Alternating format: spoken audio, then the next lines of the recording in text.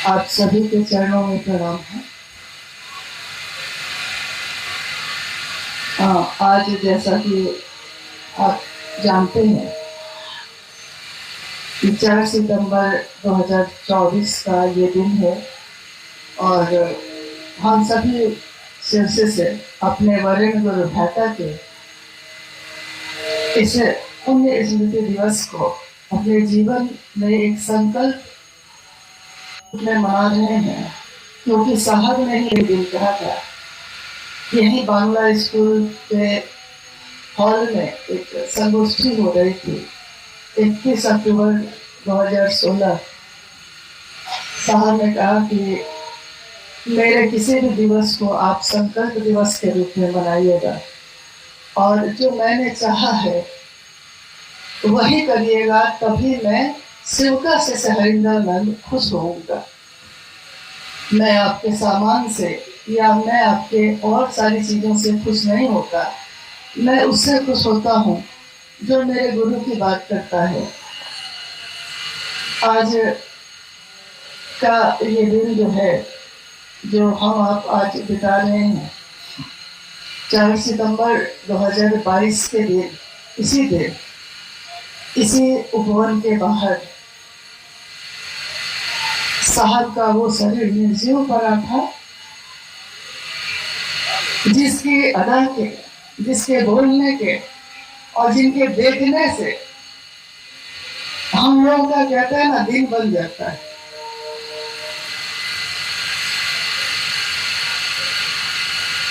हजारों की भीड़ थी शिष्यों की, सबकी अपनी अपनी भावना, सबके अपने अपने रिश्ते रहे हैं साहब से। साहब सबके हैं, लेकिन हर शिष्य के वो अपने हैं, इसलिए उनसे हर शिष्य का अपना रिश्ता है। अब कौन किस स्तर पे है ये तो वही जानता है या फिर उसके साहब जानते हैं। हाँ, उनकी आवाज जो गूंजती है, उनकी आवाज जो सुनाई देती है, या उनकी लिखी चीजों को जब हम पढ़ते हैं कि मैं नहीं जानता संसार की दशा और दिशा शिव के बगैर कैसी होगी, लेकिन शिव के साथ ये मानवता सबल होगी, सुवासित होगी, सक्षम होगी, ये मैं जानता हूँ, क्योंकि उन्होंने जिया भी है तो शिव के साथ, बने भी तो इस दुनिया में शिव और रहे भी तो शिव, जो सबको अमृत बांटता है और खुद गल हलाहल का स्पीकर भी मौन होता है। लाखों लोग साहब के संकल्प में आज चल रहे हैं, लाखों नहीं करोड़ों कह सकते हैं आप। महादेव की बात करने में सबकी अपनी अपनी मंशा है, सबकी अपनी अपनी धारणा है। साहब की लिखी पंक्ति है कि मैं उस पुराने कुएं की तरह हूं जिसमें जो आता है अपना अक्स, अपनी धारणा, अपने मनोभाव की वापसी पसंद करता है। यानी कि जिसका जुड़ाव उनसे जैसा है उसकी अपनी अपनी मंशा है। उन्होंने कहा कि मैं इस शिव नाम के जल से भरा हूं, सबकी प्यास बुझा सकता हूं, लेकिन कोई मुझसे अपनी प्यास नहीं बुझाना चाहता। सबकी अपनी अपनी मनोकामना है। 70-80 साल 90 साल के जीवन के लिए कितनी योजना है, कितनी बातें हैं, कितना संघर्ष है, कितनी खींचतान है, और ये जीवन जब खत्म होता है तो हाथ में जैसे लगता है कि रेत की तरह सब कुछ फिसल गया।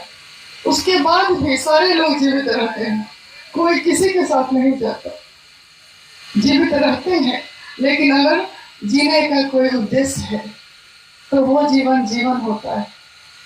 हम सभी के जीवन को एक महान उद्देश्य साहब ने दिया कि जो तुम्हारे जीवन में आया है वो दूसरों के जीवन में दो। शिव तुम्हारे गुरु बने हैं तो दूसरों के भी गुरु बनाओ उनको, जैसा मैंने किया है।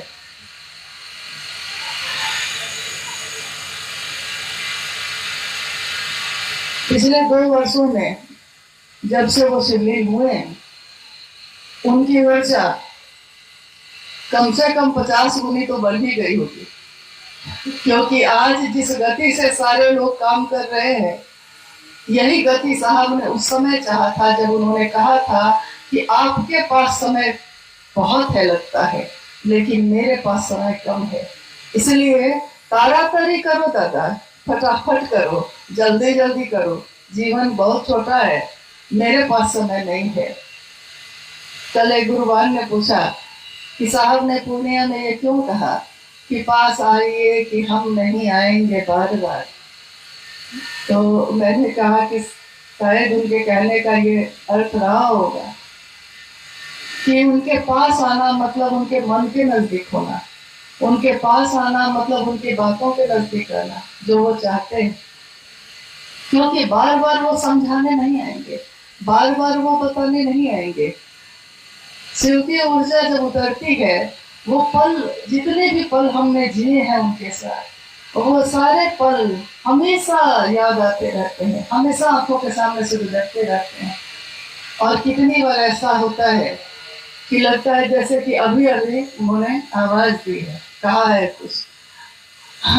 सारी शिकायत, सारी बातें हम सब एक दूसरे के बारे में उनके पास कहते रहे और वो सबका मन रखते रहे, लेकिन सबका मन रखते रखते एक दिन माँ नीलमानंद भी शिवलीन है और आज साहब हमारे भी शिवलीन हुए, लेकिन इस मन को उन्होंने मजबूत बनाया, रास्ता दिखाया है, हम सबको चलना है इस रास्ते पे। हम उनको क्या दे सकेंगे, हमने उनके लिए क्या किया है, लेकिन हम यही कह सकते हैं कि सारी दुनिया तो बिछाती है फूल, हम सभी सिर्फ से अपना दिल बिछाएंगे उनके लिए। एक घटना हुई थी सदानंदपुर में, जो बलिया में है, बेगूसराय में। साहब और दीदी उस समय संगोष्ठी में गए थे, हम लोग भी उनके साथ गए थे। वहां साहब ने लौटने के बाद कहा कि मैंने एक घटना जो मेरे साथ घटी है, मैंने देखा कि महादेव शरीर में आए हैं और मैं शिव का शिष्य हूँ, तो मैं अपने गुरु के लिए कुछ करना चाहता हूँ। तो मैंने अपनी दोनों हथेलियां आगे कर दी, क्योंकि घास जो थे वहाँ सब नुकीले थे, कंटीले थे, चुभने वाले थे, तो मेरे पास कुछ भी नहीं था। तो मैंने अपने दोनों हाथ आगे कर दिए कि महादेव अपने पाँव को इस पर रख लीजिए, लेकिन महादेव ने कहा कि हाथ पे थोड़े ही पाँव रखूंगा। तो मैंने कमीज जो पहनी थी वो कमीज ही उतार कर बिछा दी कि आप इस पर बैठिए। उन्होंने कहा कि कृतज्ञता ये होती है कि कृतज्ञ होना अपने गुरु के लिए, यानी आपके पास जो है उस सर्वस्व का न्यौछावर कर देना। ये आओ चलें शिव की ओर में, ये बात साहब ने लिखी हुई है इस घटना को कि एक शिव का शिष्य उसके गुरु आते हैं तो ऐसा होता है। सचमुच में ये घटना साहब ने इस बात को कहा था। हम अपने साहब के लिए तो वो भी नहीं बिछा पाते, अपने हाथ भी नहीं, अपनी कमीज भी नहीं, लेकिन वो तो सबके लिए करते रहे।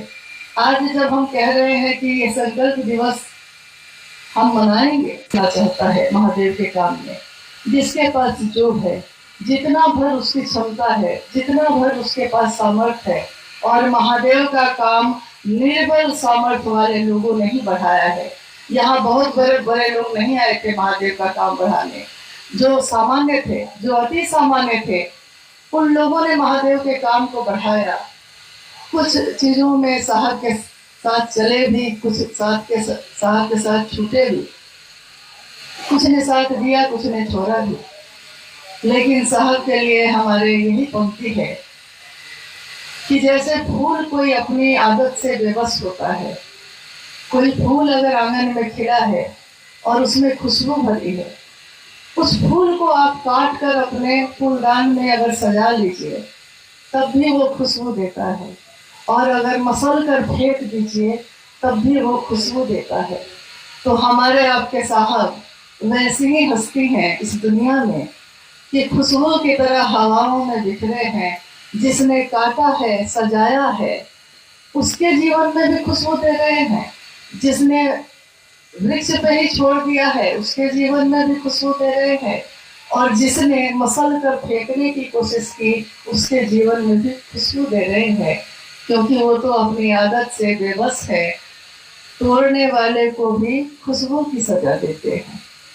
हम सब उनके आगे ये नमन करते हैं और कहते हैं कि जितना भर हमारा सामर्थ्य है इस जीवन में, हम करने की कोशिश करेंगे।